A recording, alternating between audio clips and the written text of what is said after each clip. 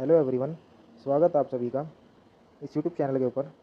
आज की इस वीडियो में हम जो आपका 4 और 5 जुलाई को एचटेट का पेपर हुआ था, उसमें जो लेवल 3 का पेपर था जो कि 4 तारीख को इवनिंग शिफ्ट के अंदर हुआ था, तो उसमें जो पीजीटी ज्योग्राफी का जो पार्ट था, जिसमें आपके सब्जेक्ट के ज्योग्राफी के 60 क्वेश्चन पूछे जाते हैं, आज हम उन 60 क्वेश्चन की एनालिसिस करेंगे। और अब आंसर की भी आ चुकी है, इसकी लेवल 3 की भी आ गई है, मतलब तीनों ही लेवल की आंसर की आ चुकी है। तो अब देखेंगे जो लेवल 3 में जो पीजीटी ज्योग्राफी के जो क्वेश्चन पूछे गए थे, उनके एक्यूरेट आंसर क्या है और किन किन क्वेश्चन के ऊपर ऑब्जेक्शन लगा सकते हैं। तो अब हम शुरू करते हैं अपने पहले क्वेश्चन से। पहला क्वेश्चन क्या है कि संघनन बदलने की एक प्रक्रिया है। संघनन जो है, जो कंडेंसेशन है, वो किसके बदलने की प्रक्रिया है। संघनन के अंदर क्या होता है ये बताना है कि ठोस से द्रव में चेंज हो जाता है, या फिर द्रव से गैस में, या फिर जलवाष्प से द्रव में और द्रव से ठोस में। तो जो कंडेंसेशन प्रोसेस होती है, इसमें क्या होता है कि जो वाटर वेपर है वो किस में चेंज हो जाते हैं, वो जाते हैं लिक्विड के अंदर। तो हमारा सही आंसर क्या हो जाएगा, ऑप्शन सी सही हो जाएगा। नेक्स्ट क्वेश्चन क्या है 92 नंबर कि एल नीनो एक गर्म धारा है जो किसके तट पर विकसित होती है। एल नीनो एक वार्म करंट है और ये बताना है ये किसके तट पर विकसित होती है। भारत, पेरू, ऑस्ट्रेलिया और जापान। तो जो एल नीनो धारा है, गर्म जल धारा, वो कहाँ विकसित होती है, वो होती है पेरू के तट पर। और नेक्स्ट क्वेश्चन क्या है कि जैव विविधता सबसे अधिक कहाँ पाई जाती है। रेगिस्तान में, शीतोष्ण वन में, उष्णकटिबंधीय वर्षा वन में और ध्रुवीय क्षेत्र में।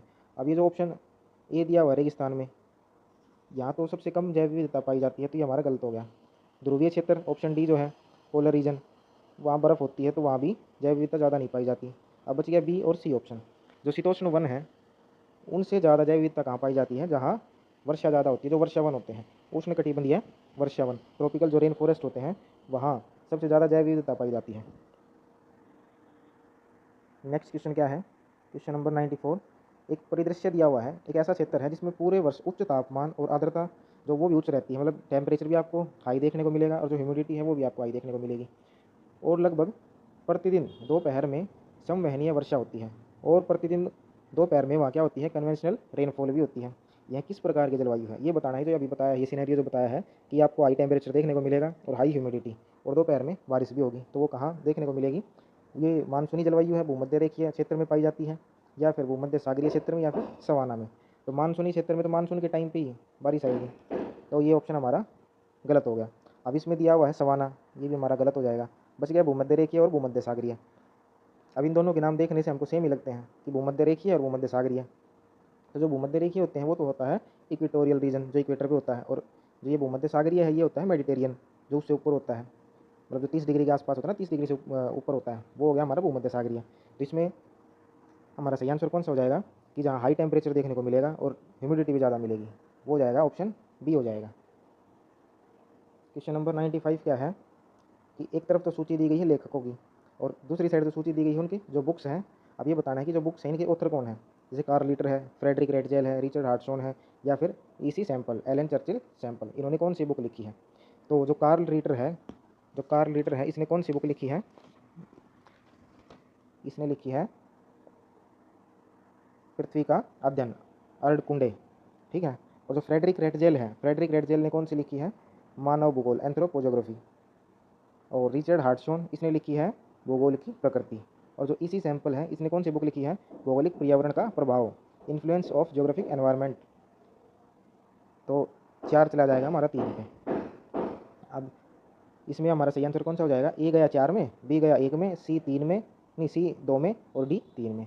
तो हमारा इसमें सही आंसर हो जाएगा ऑप्शन नंबर 1 सही है इसमें, कि एच 1 तो गया 4 में, 2 1 में, 3 2 में और 4 3 में। नेक्स्ट क्वेश्चन क्या है, क्वेश्चन नंबर 96 कि निम्नलिखित में से कौन सी प्राथमिक क्रिया नहीं है। जो प्राइमरी एक्टिविटी है इनमें से कौन सी नहीं है। मछली पकड़ना प्राइमरी एक्टिविटी है, खनन ये भी प्राइमरी एक्टिविटी है, और कृषि है ये भी प्राइमरी एक्टिविटी है। जो लोहा गलाना है, जो आयरन स्मेल्टिंग है, ये हमारी प्राइमरी एक्टिविटी नहीं है। तो इसमें हमारा सही आंसर कौन सा हो जाएगा, ऑप्शन सी, आयरन स्मेल्टिंग, लोहा गलाना। ये क्या कौन सी हो जाएगी, सेकेंडरी एक्टिविटी है। क्वेश्चन नंबर 97 क्या है कि हमें सही और गलत बताना है कि कोरी क्रीक जो है पश्चिम बंगाल राज्य में स्थित है। ये जो स्टेटमेंट है ये सही है या गलत, ये बताना है कि कोरी क्रीक पश्चिम बंगाल राज्य में है या नहीं। अगर ये कोरी क्रीक पश्चिम बंगाल में है तो सही हो जाएगा, अगर गलत है तो ये गलत में टिक लगा देंगे। तो कोरी क्रीक कहाँ हो जाएगा, कोरी क्रीक पश्चिम बंगाल में नहीं होगी, कहाँ है, गुजरात के अंदर। जो स्टेटमेंट दी हुई है ना ये कोरी क्रीक वाली, ये क्या हो जाएगी, गलत हो जाएगी। नेक्स्ट क्वेश्चन क्या है, क्वेश्चन नंबर 98 कि उत्तर से दक्षिण की ओर हिमालयी श्रेणियों का कौन सा क्रम है। हमें उत्तर से लेके और दक्षिण तक बताना है। ये जो हिमालय की जो श्रेणियाँ दी गई है ना, ये जो माउंटेन हिमालय की जो रेंज दी गई है, माउंटेन रेंज जो दी गई है, ये नॉर्थ टू साउथ हमें बतानी है लगा के कौन सी कहाँ है, सबसे पहले कौन सी आएगी, फिर उसके बाद कौन सी आएगी। तो इसमें ऑप्शन काराकोरम है, लद्दाख, जास्कर, पीर पंजाल, या फिर लद्दाख, जास्कर, पीर पंजाल और काराकोरम, या फिर जास्कर, लद्दाख, काराकोरम और पीर पंजाल, या फिर ऑप्शन डी जो है पीर पंजाल, जास्कर, लद्दाख और काराकोरम। तो उत्तर से दक्षिण की तरफ लगानी है, तो हमें पता है कि सबसे पहले कौन सी आ जाएगी, सबसे पहले आएगी काराकोरम रेंज, फिर आएगी लद्दाख, और फिर आएगी जास्कर और फिर पीर पंजाल। तो हमारा ऑप्शन ए सही हो जाएगा। 98 का आंसर क्या है, ऑप्शन ए। क्वेश्चन नंबर 99 क्या है कि भारत में निम्नलिखित में से कौन सी नदी भ्रंश घाटी से होकर बहती है। ये जो दी गई है नदियाँ, ये बताना है कि इनमें से कौन सी है जो भ्रंश घाटी में से होकर बहती है। गंगा नदी है, कृष्णा है, नर्मदा है या फिर गोदावरी है। तो इनमें से हमारा सही आंसर कौन सा हो जाएगा, नर्मदा नदी जो है विंध्य और सतपुड़ा जो भ्रंश घाटी बनाती है उसके बीच में से होकर बहती कौन, नर्मदा नदी। तो ऑप्शन सी सही हो जाएगा हमारा। क्वेश्चन नंबर 100 क्या है कि क्षेत्रीय विभेदन की अवधारणा किससे संबंधित है। कि क्षेत्रीय विभेदन का मतलब क्या है कि एरियल डिफरेंशिएशन है वो किससे जुड़ा हुआ है, वो शेफर से जुड़ा हुआ है, हार्टशॉन से, या फिर विडाल डी लाब्लास से, या फिर हैटनर से। जो एरियल डिफरेंशिएशन है उसकी जो अवधारणा है वो किसने दी थी, वो दी थी हार्टशॉन ने। ऑप्शन बी सही हो जाएगा। नेक्स्ट क्वेश्चन क्या है कि भारत के डीप ओशन मिशन का मुख्य उद्देश्य क्या है। जो डीप ओशन मिशन है उसका मुख्य उद्देश्य क्या है, मत्स्य पालन, पॉलीमेटेलिक नोड्यूल्स अन्वेषण करना, और या फिर कोरल रीफ प्रोटेक्शन करना, संरक्षण करना, या फिर द्वीपों का मानचित्रण करना। तो जो डीप ओशन मिशन है उसका मुख्य उद्देश्य क्या है, उसका मुख्य उद्देश्य है polymetallic nodules exploration. Option B सही हो जाएगा हमारा। 101 का क्या आंसर है, ऑप्शन बी। अब 102 नंबर क्वेश्चन क्या है कि जनसांख्यिकीय संक्रमण मॉडल किसके द्वारा दिया गया था। जो डेमोग्राफिक जो ट्रांजिशन मॉडल है वो किसने दिया था, वो माल्थस ने दिया था, या फिर थॉम्सन या फिर नोटेस्टीन ने। ये थॉम्सन और नोटेस्टीन ये अलग अलग हैं, ठीक है ना। और ऑप्शन सी क्या है, रिकार्डो, और ऑप्शन डी है वेबर। तो जो जनसांख्यिकीय संक्रमण जो मॉडल है, डेमोग्राफिक ट्रांजिशन मॉडल, वो सबसे पहले तो दिया था थॉम्सन ने, फिर उसके बाद दिया था उसको दोबारा रिवाइज किया था नोटेस्टीन ने। तो इसमें हमारा सही आंसर क्या हो जाएगा, ऑप्शन बी। 102 का आंसर क्या है, बी है।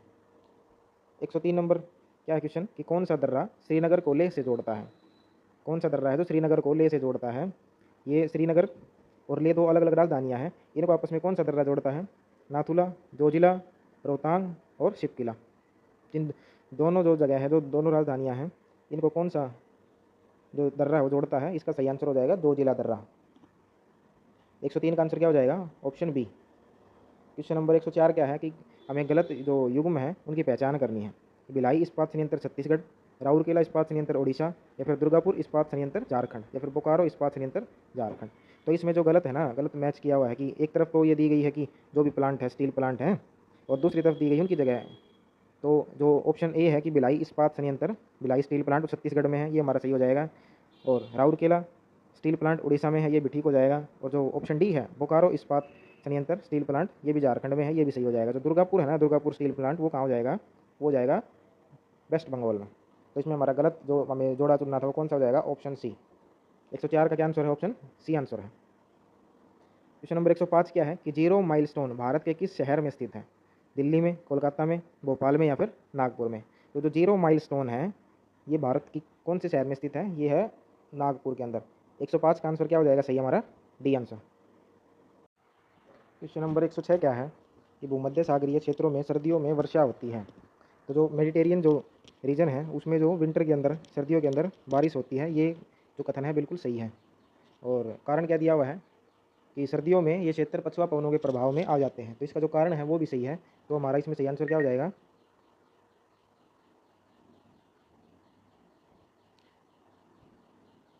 क्वेश्चन नंबर 106 क्या है कि भूमध्य सागरीय क्षेत्रों में सर्दियों में वर्षा होती है, और इसका कारण क्या दिया हुआ है कि सर्दियों में क्षेत्र पछुआ पवनों के प्रभाव में आ जाते हैं। तो जो हमारा कथन है वो भी ठीक है कि यहाँ जो मेडिटेरियन जो रीजन है वहाँ सर्दियों में बारिश होती है, ये भी ठीक है। और इसका जो कारण है कि सर्दियों में ये पछुआ पवनों के प्रभाव में आ जाते हैं, तो ये हमारा सही हो जाएगा। तो इसमें हमारा सही आंसर क्या हो जाएगा कि ये दोनों सही है, और आर जो है वो सही व्याख्या करता है। ऑप्शन बी सही हो जाएगा क्वेश्चन नंबर 106 में। क्वेश्चन नंबर 107 क्या है कि किस नदी को वृद्ध गंगा के नाम से जाना जाता है। गोदावरी को, कृष्णा को, कावेरी को और महानदी को। तो वृद्ध गंगा किसको कहा जाता है, वृद्ध गंगा कहा जाता है गोदावरी को। 107 में ऑप्शन ए सही हो जाएगा। 108 नंबर क्वेश्चन क्या है कि भारत के लिए कोपेन का जलवायु कोड AMW क्या दर्शाता है। तो जो भारत का जो जो जलवायु कोड दिया गया है कोपेन के अकॉर्डिंग, AMW वाला जो कहाँ है, ये हमारा देखा जाता है जो साउथ की तरफ है ना, उस एरिया के अंदर। तो जो AMW कोड है वो क्या दर्शाता है, वो लघु शुष्क ऋतु वाला मौसम, या फिर उष्णकटिबंधीय सवाना, या फिर अर्ध शुष्क स्टेपी, या फिर टुंड्रा। तो इसमें जो हमारा सही आंसर क्या हो जाएगा कि जो AMW है वो कौन सा रीजन है, वो हो जाएगा हमारा लघु शुष्क ऋतु वाला मौसम, जो पश्चिमी घाट है ना वो वाला, जिसमें शुष्क ऋतु क्या होती है, बहुत थोड़ी होती है, मानसून वाला रीजन ज़्यादा होता है, क्योंकि इसमें मानसून में क्या है कि सूखा कम पड़ता है, बारिश बहुत ज़्यादा होती है। और जो पूर्वी घाट है उसकी तरफ क्या होता है, चेन्नई की साइड, वहाँ बारिश कब होती है, वहाँ लौटते हुए मानसून में होती है। और जहाँ ये जो रीजन बताया गया है AMW ओपन के हिसाब से, इसमें जब मानसून भारत में एंट्री करता है तो ये वो वाला रीजन है। तो इसमें जो शुष्क ऋतु है बहुत थोड़ी देखने को मिलती है। क्वेश्चन नंबर 109 क्या है कि कुद्रेमुख लौह अयस्क खदान किस राज्य में स्थित है। जो कुद्रेमुख की जो लौह अयस्क की खदानें हैं वो कौन से राज्य में है, उड़ीसा में है, छत्तीसगढ़ में, कर्नाटक में, या फिर झारखंड में। तो इसमें हमारा सही आंसर क्या हो जाएगा कि जो कुद्रेमुख की खान है वो कहाँ हो जाएगी, कर्नाटक के अंदर। ऑप्शन सी सही हो जाएगा क्वेश्चन नंबर 109 में। नेक्स्ट क्वेश्चन क्या है, क्वेश्चन नंबर 110 कि निम्नलिखित हिमालयी चोटियों को पश्चिम से पूर्व के क्रम में व्यवस्थित करें। ये बताना है कि पश्चिम से लेकर हमें पूर्व तक जो हिमालय की चोटियाँ देखने को मिलती हैं उनको एक ऑर्डर में लगाना है। नंदा देवी, कंचनजंगा, माउंट एवरेस्ट और नामचा बरुआ। तो हमारा सही आंसर इसमें से क्या हो जाएगा कि सबसे जो पश्चिम में है वो कौन सी हो जाएगी, नंदा देवी। उसके बाद माउंट एवरेस्ट आता है, उसके बाद आती है कंचनजंगा की चोटी जो सिक्किम में है, और फिर नामचा बरुआ जो अरुणाचल प्रदेश के अंदर है। तो इसमें हमारा सही आंसर क्या हो जाएगा, ऑप्शन ए। कि पहले तो एक आएगा नंदा देवी, उसके बाद माउंट एवरेस्ट, फिर कंचनजंगा और फिर नामचा बरुआ। क्वेश्चन नंबर 111 क्या है, कथन दिया हुआ है कि दक्षिण पश्चिम मानसून सितंबर में उत्तर भारत से पीछे हटना शुरू कर देता है। और इसका कारण क्या दिया हुआ है कि सूर्य दक्षिण की ओर जाने लगता है और गंगा के मैदानों पर कम दबाव वाला जो गर्त है, क्षेत्र है, कमज़ोर हो जाता है। तो जो कथन दिया हुआ है कि दक्षिण पश्चिम मानसून सितंबर में उत्तर भारत से पीछे हटना शुरू कर देता है और कहाँ शिफ्ट हो जाता है, नीचे की ओर चला जाता है। जो लौटते मानसून में चेन्नई में बारिश होती है उसकी बात कर रहे हैं ये। और कारण क्या दिया हुआ है कि सूर्य जो है दक्षिण की ओर जाने लगता है और गंगा के मैदानों पर कम दबाव क्षेत्र बन जाता नहीं, कम दबाव जो क्षेत्र है वो कमज़ोर हो जाता है। तो जो कारण है वो भी सही है इसका। तो अब हमारा सही आंसर, इसका सही ऑप्शन कौन सा हो जाएगा, ऑप्शन बी सही हो जाएगा कि दोनों सही है और आर जो है वो सही व्याख्या भी कर रहे हैं। क्वेश्चन नंबर 112 क्या है कि कौन सी पर्वत श्रृंखला गंगा और सिंधु नदी प्रणालियों के बीच जल विभाजक का कार्य करती है। गंगा और सिंधु नदी जो नदी प्रणाली है इनके बीच में जल विभाजक का काम करती है। पीर पंजाल, अरावली, अम्बाला रिज और सतपुड़ा। तो इसमें सही आंसर क्या हो जाएगा, option C Ambala ridge. Question number 113 क्या है कि भारत का ग्रेट बाउंड्री फॉल्ट किसे अलग करता है। जो भारत का जो ग्रेट बाउंड्री फॉल्ट है वो किन क्षेत्रों को अलग करता है, हिमालय और गंगा का मैदान, अरावली और विंध्य, या फिर पूर्वी घाट और पश्चिमी घाट, और शिवालिक और लघु हिमालय। तो जो ग्रेट बाउंड्री फॉल्ट है वो किन दोनों क्षेत्रों को अलग करता है, वो करता है अरावली और विंध्य क्षेत्र को। क्वेश्चन नंबर 114 दिया, इसमें गलत युग्म हमें चुनना है। जो काजीरंगा राष्ट्रीय उद्यान असम में है, बांदीपुर कर्नाटक में, दाचीगाम जम्मू कश्मीर में और गिर राजस्थान में। तो जो काजीरंगा है वो असम में ही है, ये भी ठीक हो जाएगा। और जो बांदीपुर है वो कर्नाटक में, ये भी हमारा सही हो जाएगा। दाचीगाम जम्मू कश्मीर में, ये भी सही हो जाएगा।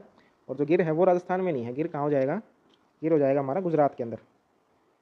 तो ऑप्शन डी इसमें जो गलत युग्म जोड़ा दिया हुआ है 114 का आंसर क्या हो जाएगा, डी ऑप्शन। क्वेश्चन नंबर 115 क्या है कि भारत में ब्रह्मपुत्र नदी की सबसे बड़ी सहायक नदी कौन सी है। लोहित नदी, सुबनसिरी, धनसिरी और तीस्ता। तो जो ब्रह्मपुत्र नदी है भारत में उसकी सबसे बड़ी सहायक नदी कौन सी हो जाएगी, इसमें हमारा सही आंसर क्या हो जाएगा, ऑप्शन बी सुबनसिरी। 115 का बी सही हो जाएगा। क्वेश्चन नंबर 116 क्या है कि भारत का मानक यामयोतर किस शहर से होकर गुजरता है। जो स्टैंडर्ड मेरिडियन ऑफ इंडिया है वो भारत के कौन से शहर से होकर गुजरता है, मुंबई, कोलकाता, मिर्ज़ापुर और चेन्नई। तो इसमें हमारा सही आंसर क्या हो जाएगा, ऑप्शन सी मिर्ज़ापुर। ये यूपी का क्षेत्र है मिर्ज़ापुर। क्वेश्चन नंबर 117 क्या है कि फूलों की घाटी राष्ट्रीय उद्यान कहाँ स्थित है। हिमाचल प्रदेश में, जम्मू और कश्मीर में, उत्तराखंड में और सिक्किम में। तो जो फूलों की घाटी नेशनल पार्क है वो कहाँ हो जाएगा, उत्तराखंड के अंदर। ऑप्शन सी सही हो जाएगा 117 नंबर क्वेश्चन के अंदर। क्वेश्चन नंबर 118 क्या है, द पल्स ऑफ एशिया पुस्तक के लेखक कौन है। Ellsworth Huntington, Carl Ritter, Halford Mackinder और ग्रिफिथ टेलर। तो जो पल्स ऑफ एशिया है इसके जो राइटर है वो कौन हो जाएंगे, एल्सवर्थ हटिंगटन। 118 का ए सही हो जाएगा। क्वेश्चन नंबर 119 क्या है, इसमें एक सिनेरियो दिया हुआ है कि एक देश में जन्म दर और मृत्यु दर दोनों ही कम है। तो जनसांख्यिकीय संक्रमण मॉडल के अनुसार यह कौन सा चरण है, जन्म दर भी कम है और मृत्यु दर भी कम है। तो जो डेमोग्राफिक ट्रांजिशन मॉडल है उसमें ये कौन सा लेवल है, कौन सी स्टेज है ये, जो स्टेज 1 है, स्टेज 2 है, स्टेज 4 है या फिर स्टेज 5 है। तो ये हो जाएगा स्टेज 4 हो जाएगी, जिसमें जन्म दर और मृत्यु दर दोनों ही कम होती है। क्वेश्चन नंबर 120 क्या है कि आर्थिक क्रियाओं को उनके प्रकार से सुमेलित कीजिए। जो खनन है क्रिया, ये दी हुई है, एक साइड क्रिया दी हुई है सूची 1 में और सूची 2 में उनके प्रकार दिए हुए हैं कि वो प्राइमरी है, सेकेंडरी है, टर्सरी है या फिर क्वार्टरनरी है। तो जो खनन है और बैंकिंग है, IT अनुसंधान है, इस्पात उद्योग है, अभी बताने हैं कि कौन सी, ये मतलब कौन सी में मैच करेगा। खनन जो है ये प्राइमरी एक्टिविटी है, ये बैंकिंग कौन सी एक्टिविटी है, और जो खनन वाला जो काम है और जो बैंकिंग का है, IT अनुसंधान का है और इस्पात उद्योग का है। अब इसमें सही आंसर क्या हो जाएगा हमारा कि जो एक है ना, एक वो कहाँ चला जाएगा, वो मिलेगा जाके प्राइमरी एक्टिविटी कि माइनिंग जो है वो किससे जुड़ा हुआ है, माइनिंग का काम जुड़ा हुआ है प्राइमरी एक्टिविटी से।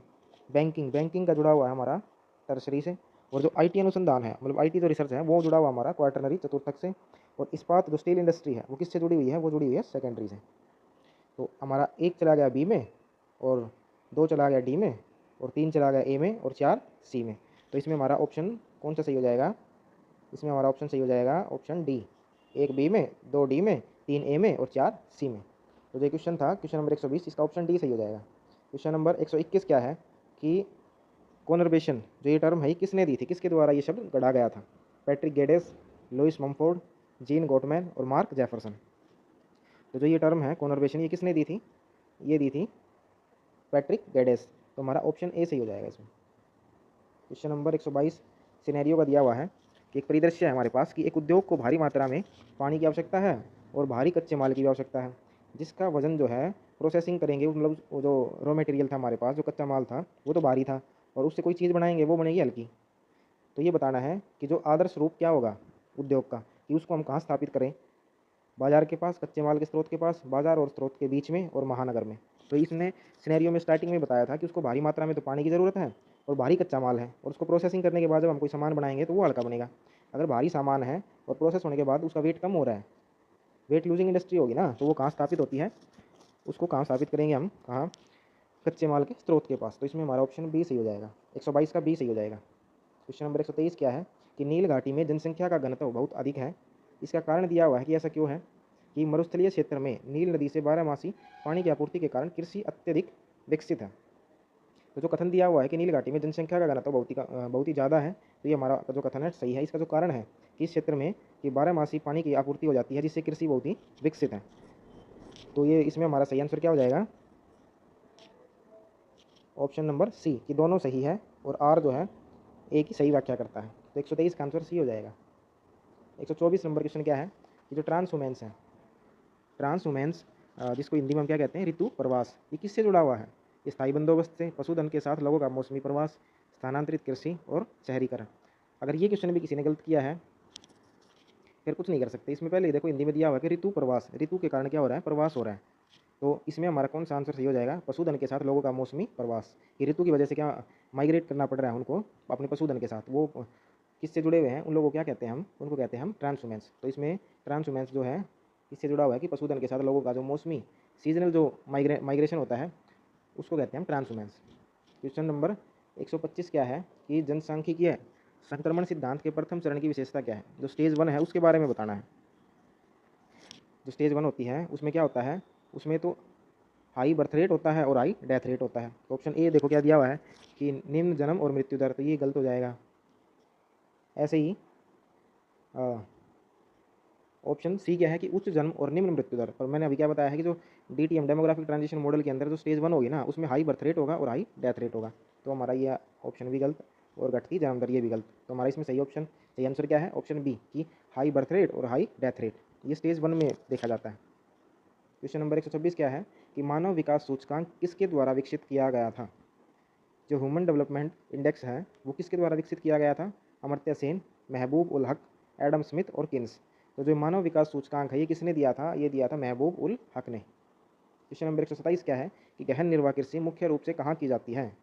जो इंटेंसिव सब्सिस्टेंस एग्रीकल्चर है वो सबसे ज़्यादा कहाँ की जाती है, एशिया के घनी आबादी वाले क्षेत्र में, या फिर अमेरिका के विरल आबादी वाले क्षेत्र में, या फिर रेगिस्तान में, या फिर ध्रुवीय क्षेत्र में।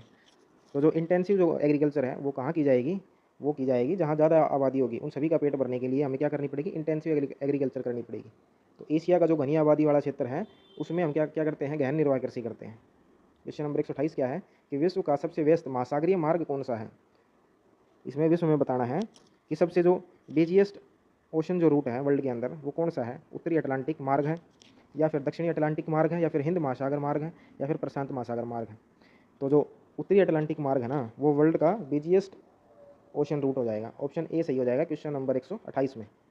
क्वेश्चन नंबर 129 क्या है कि निम्नलिखित में से कौन सी एक रोपण फसल है जो प्लांटेशन क्रॉप है जिसको हम बेचने के लिए उगाते हैं, वो कौन सी हो जाएगी, गेहूँ, चाय, मक्का और सरसों। तो इसमें हमारा सही आंसर क्या हो जाएगा, ऑप्शन बी, चाय एक प्लांटेशन क्रॉप है। क्वेश्चन नंबर 130 क्या है कि भूगोल शिक्षण में पारदर्शिक विधि को किसने लोकप्रिय बनाया था। जो रीजनल मेथड है ज्योग्राफी के अंदर उसको किसने सबसे ज़्यादा पॉपुलराइज किया था, कार्ल रीटर ने, अलेक्जेंडर वॉन हम्बोल्ट ने, ए.जी. हर्बर्टसन ने, या फिर इमैनुअल कांट ने। तो जो रीजनल जो मेथड है ज्योग्राफी के अंदर उसको सबसे ज़्यादा लोकप्रिय किसने किया था, कार्ल रीटर। ऑप्शन ए सही हो जाएगा हमारा। क्वेश्चन नंबर 131 क्या है कि भूगोल का शिक्षा शास्त्र किस पर जोर देता है। जो भूगोल की जो पेडागोजी है वो किसके ऊपर ज़्यादा जोर देती है, तथ्य जुटाने पे, या फिर वैचारिक स्पष्टता और स्थानिक तर्क, या फिर केवल मानचित्र बनाना, या फिर केवल निर्देशांक जानना। तो आप सभी को पता है कि भूगोल में तथ्य जुटाने के अलावा और भी बहुत सारे काम हैं, और इसमें लिखा हुआ है ऑप्शन सी कि केवल रेखा चित्र बनाना। तो ये भी हमारा गलत हो जाएगा। और ऑप्शन डी क्या है, केवल निर्देशांक जानना, कि जो कोऑर्डिनेट होते हैं केवल उनकी जानकारी हम प्राप्त करते हैं ज्योग्राफी के अंदर। तो ये भी हमारा गलत हो जाएगा। तो हमारा सही आंसर क्या हो जाएगा, ऑप्शन बी, वैचारिक स्पष्टता और स्थानिक तर्क। मतलब कॉन्सेप्ट जो कॉन्सेप्चुअल क्लैरिटी होगी और जो स्पेशल जो रीजनिंग होती है, स्थानिक जो तर्क होता है उसके बारे में हम जो ज्योग्राफी की पेडागोजी है इसमें हम स्टडी करते हैं। क्वेश्चन नंबर 132 क्या है कि मानक समय सिखाने का सबसे प्रभावी तरीका किसका उपयोग करना है। हमें बच्चों को मानक समय सिखाना है, उसके लिए हमें सबसे प्रभावी तरीका क्या हो जाएगा, एक स्मार्ट मानचित्र हो, उससे हम बच्चों को मानक समय सिखाएंगे, या फिर एक ग्लोब, एक पाठ्यपुस्तक और एक कंपास। तो इसमें हमारा बिल्कुल जो सटीक आंसर हो जाएगा, जो सटीक आंसर है वो क्या हो जाएगा, ऑप्शन बी, एक ग्लोब की हेल्प से हम बच्चों को प्रभावी तरीके से मानक समय देखना जो हम सिखा सकते हैं। नेक्स्ट क्वेश्चन है क्वेश्चन नंबर 133। ये भी एक पेडागोजी का सवाल है कि भूगोल पाठ्यक्रम में सन केंद्रित वृत्त दृष्टिकोण का क्या अर्थ है। जो कंसेंट्रिक सर्कल अप्रोच है ज्योग्राफी के अंदर उसका क्या अर्थ है कि प्रत्येक कक्षा में बढ़ती गहराई के साथ एक ही विषय पढ़ाना। ऑप्शन बी है कि प्रत्येक कक्षा में अलग अलग विषय पढ़ाना, और केवल भौतिक भूगोल पढ़ाना, और मानचित्रों के बिना पढ़ाना। अब इसमें जो ऑप्शन दिए हुए हैं ऑप्शन सी और डी ये तो नेगेटिव है, इनको तो वैसे हम हटा देंगे कि केवल भौतिक भूगोल पढ़ाना और मानचित्रों के बिना पढ़ाना। भूगोल में मानचित्रों के बिना तो हम पढ़ा ही नहीं सकते। तो इसमें हमारा जो कंसेंट्रिक सर्कल अप्रोच है उसका क्या मतलब है, उसका मतलब हो जाएगा कि प्रत्येक कक्षा में बढ़ती गहराई के साथ एक ही विषय पढ़ाना। क्वेश्चन नंबर 134 क्या है कि जब कोई छात्र मानचित्र की त्रुटि पहचानता है तो ब्लूम के वर्गीकरण के किस स्तर पर का परीक्षण होता है, ज्ञान, अनुप्रयोग, विश्लेषण और मूल्यांकन। तो जो ब्लूम की टैक्सोनॉमी है उसके अनुसार हमें बताना है कि जो कौन से लेवल के ऊपर वो छात्र है अगर वो किसी मानचित्र में त्रुटि पहचान लेता है, गलती पहचान लेता है, जो एरर है। तो ज्ञान, अनुप्रयोग, विश्लेषण और मूल्यांकन। तो इसमें वैसे आना तो चाहिए विश्लेषण, पर जो आंसर की आई है उसके अनुसार इसमें ऑप्शन नंबर डी दिया हुआ है। आंसर की जो आई है उसमें तो डी दिया हुआ है, वैसे मेरे अनुसार इसमें ऑप्शन सी सही होना चाहिए कि जो अगर उसने त्रुटि पहचान ली तो उसका मतलब क्या कर रहा है, वो एनालिसिस कर रहा है, वो विश्लेषण करने लग रहा है। क्वेश्चन नंबर 135 क्या है कि भूगोल शिक्षा शास्त्र में आगमनात्मक तर्क में शामिल क्या है। जो इंडक्टिव जो रीजनिंग है वो ज्योग्राफी पेडागोजी के अंदर उसमें क्या होता है कि इंडक्टिव रीजनिंग के अंदर सामान्य से विशिष्ट, विशिष्ट से सामान्य, सिद्धांत से अवलोकन या उपरोक्त में से कोई नहीं। तो इसमें क्या हो जाएगा, जो इंडक्टिव रीजनिंग है उसमें क्या होता है कि भूगोल शिक्षा शास्त्र में जो पेडागोजी है वो किसको बताती है, इंडक्टिव रीजनिंग के अंदर विशिष्ट से किसी सामान्य चीज़ में। तो ऑप्शन बी सही हो जाएगा। क्वेश्चन नंबर 136 क्या है कि ब्रह्मांड की उत्पत्ति की व्याख्या करने वाला सिद्धांत कौन सा है। महाद्वीपीय विस्थापन सिद्धांत, समस्थिति सिद्धांत, बिग बैंग सिद्धांत और प्लेट विवर्तनिकी सिद्धांत। तो ब्रह्मांड की उत्पत्ति से इनमें से कौन सी जो थ्योरी है वो जुड़ी हुई है, वो जुड़ी हुई है big bang theory. Question number 137 क्या है कि मोहरे विकिक असंबद्धता, जो मोहरोविक डिसकंटिन्यूटी है वो किसको अलग करती है, क्रस्ट और मेंटल, ऊपरी और निचला मेंटल, मेंटल और कोर, और आंतरिक और बाहरी कोर। अगर एग्जैक्टली देखें तो जो मोरोविक जो डिसकंटिन्यूटी है वो किसको अलग करती है, वो करती है निचली क्रस्ट और ऊपरी मेंटल को। क्वेश्चन नंबर 137 इसमें हमारा सही आंसर क्या हो जाएगा, ऑप्शन ए सही हो जाएगा कि क्रस्ट और मेंटल। वैसे इसका एग्जैक्टली आंसर क्या होगा कि निचली क्रस्ट और ऊपरी मेंटल। क्वेश्चन नंबर 138 क्या है, कथन और कारण का सवाल है कि हिमालय पर्वत अभी भी ऊपर उठ रहे हैं। तो इसका कारण दिया हुआ है कि क्यों उठ रहे हैं वो भारतीय प्लेट लगातार जो यूरेशियन प्लेट है उससे टकरा रही है। तो हमारा कथन और कारण दोनों ही सही है, और जो कारण है वो कथन की सही व्याख्या भी करता है। क्वेश्चन नंबर 139 क्या है, इसमें सुमेलित करना, हमें मिलान करना है। एक तरफ महासागरीय धाराएं दी हुई है और दूसरी तरफ वो कौन से महासागर के अंदर बहती है ये बताया गया है। तो जो कुरोशियो है उसको किससे मैच करेंगे, हम उसको करेंगे प्रशांत महासागर में बहती है ये। और जो गल्फ स्ट्रीम है ये कहाँ चली जाएगी, अटलांटिक महासागर में। और जो ये अगुलहास है ये कहाँ चली जाएगी, ये चली जाएगी हिंद महासागर में। और जो लेब्राडोर है वो कहाँ चली जाएगी, वो अटलांटिक के अंदर। तो इसमें हमारा सही आंसर क्या दिया हुआ है, इसमें हमारा सही आंसर हो जाएगा ऑप्शन डी। क्वेश्चन नंबर 140 क्या है कि परिदृश्य दिया हुआ एक सिनेरियो है कि एक जहाज जो है अटलांटिक महासागर से भूमध्य सागर की ओर जा रहा है, उसे किस संकीर्ण मार्ग को पार करना होगा। मलक्का स्ट्रेट को, जिब्राल्टर स्ट्रेट को, बेरिंग स्ट्रेट और पाक स्ट्रेट। तो पाक स्ट्रेट तो आंसर ही नहीं होगा, पाक स्ट्रेट तो भारत और श्रीलंका के बीच में है। तो जो अटलांटिक महासागर से भूमध्य सागर की तरफ आना है तो उसके लिए हमें कहाँ से होकर आना पड़ेगा, हमें आना पड़ेगा स्ट्रेट ऑफ जिब्राल्टर जलद मरुमध्य से। क्वेश्चन नंबर 141 क्या है कि पेनी प्लेन की अवधारणा किसने दी, WM डेविस, वॉल्टर किंग और हैक। जो पेनी प्लेन की अवधारणा है वो किसने दी थी, वो दी थी WM डेविस ने। क्वेश्चन नंबर 142 क्या है कि कोपेन का AW वर्गीकरण किससे संबंधित है। उष्णकटिबंधीय मानसून, उष्णकटिबंधीय सवाना, टुंड्रा और मरुस्थल।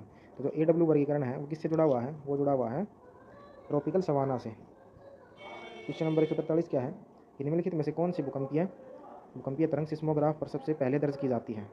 सिस्मोग्राफ के ऊपर सबसे पहले कौन सी जो वेव है वो रिकॉर्ड की जाती है, सेकेंडरी, प्राइमरी, लव वेव और रेले वेव। इनका नाम ही प्राइमरी वेव है तो सबसे पहले यही आएंगी। तो हमारा सही आंसर क्या हो जाएगा इसमें, प्राइमरी वेव।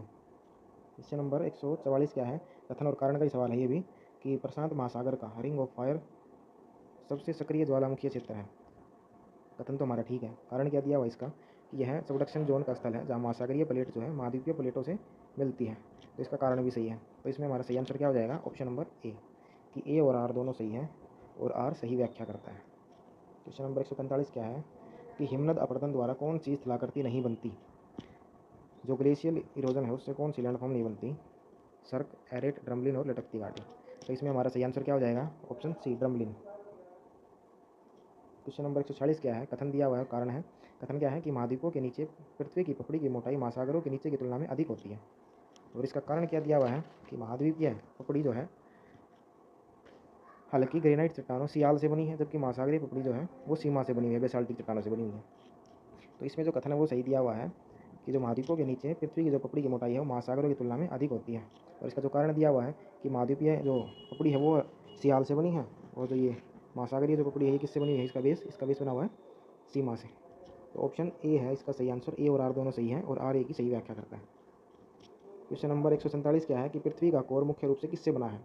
पृथ्वी का जो कोर है वो किससे बना हुआ है, सिलिका और एल्यूमिनियम से, सिलिका और मैग्नीशियम से, निकल और लोहा और सिलिका। तो इसमें हमारा सही आंसर क्या हो जाएगा, किससे बना हुआ है पृथ्वी का कोर, वो बना हुआ है निकल और लोहे से, जिसको हम निफे कहते हैं। क्वेश्चन नंबर 148 क्या है कि आग्नेय चट्टानें किसके द्वारा बनती हैं। अवसादन, कायांतरित, मैग्मा का जमना और अपक्षय। तो जो आग्नेय चट्टानें हैं, इग्नियस रॉक है, वो किससे बनती हैं, वो बनती है मैग्मा के जमने से बनती हैं। क्वेश्चन नंबर 149 क्या है कि इंसोलेशन से क्या तात्पर्य, सूर्य तप किसे कहते हैं। परावर्तित सौर ऊर्जा, आने वाली सौर विकिरण, पार्थिव विकिरण या फिर पृथ्वी से उष्मा की हानि। तो इंसोलेशन हम किसको कहेंगे, जो आने वाली जो सौर विकिरण है उसको कहा जाता है इंसोलेशन।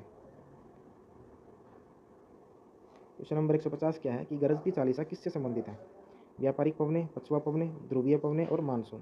तो जो गरजती चालीसा है, रोरिंग फोर्टीज़ है, वो किससे जुड़ी हुई है, वो जुड़ी हुई है वेस्टर्लीज से, पछुआ पवनों से। तो इसमें हमारा सही आंसर क्या हो जाएगा, ऑप्शन बी। 150 का सही आंसर क्या है, ऑप्शन बी सही हो जाएगा। अब इसमें जो 60 क्वेश्चन किए हैं ना, इसमें से सिर्फ जो पीछे एक क्वेश्चन किया था जिसमें आयोग ने जो बोर्ड है हरियाणा बोर्ड, उसने उसका गलत आंसर दिया हुआ था। क्वेश्चन नंबर 134 है, जिसमें ये बताया हुआ है कि जब कोई छात्र मानचित्र की त्रुटि पहचानता है तो वो उसके ब्लूम के वर्गीकरण के किस स्तर का परीक्षण होता है। तो उसमें जो ऑप्शन सी है वो सही हो जाएगा, एनालिसिस। और मूल्यांकन इसने बोर्ड ने क्या दिया हुआ है, ऑप्शन डी, मूल्यांकन। तो सिर्फ शायद मुझे तो ये लगता है कि सिर्फ जो ये ज्योग्राफी की जो आंसर की है उसमें एक दो क्वेश्चन होंगे जिसमें आपको गलती देखने को मिल सकती है, नहीं तो जो आंसर की है बिल्कुल एक्यूरेट है, बिल्कुल सही है। तो अगर आपको ये जो वीडियो है ज्योग्राफी की जो स्टेट की मैंने एनालिसिस वीडियो बनाई है ये, अगर आपको वीडियो अच्छी लगती है तो वीडियो को लाइक करना और चैनल को सब्सक्राइब करना। Thank you so much.